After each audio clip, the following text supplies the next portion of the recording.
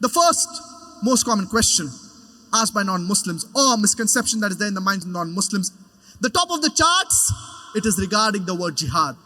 Many people, including many Muslims and non-Muslims, they think jihad is any war fought by any Muslim, whether it be for any reason, whether it be for land, whether it be for language, whether it be for power, whether it be for money.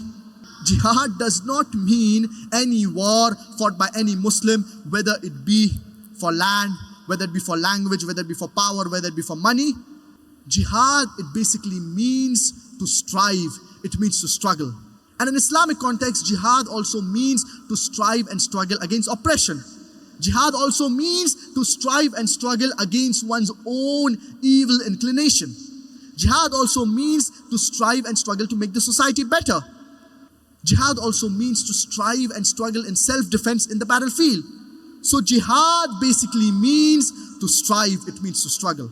For example, if a student is striving and struggling to pass an examination, in Arabic we would say that he's doing jihad.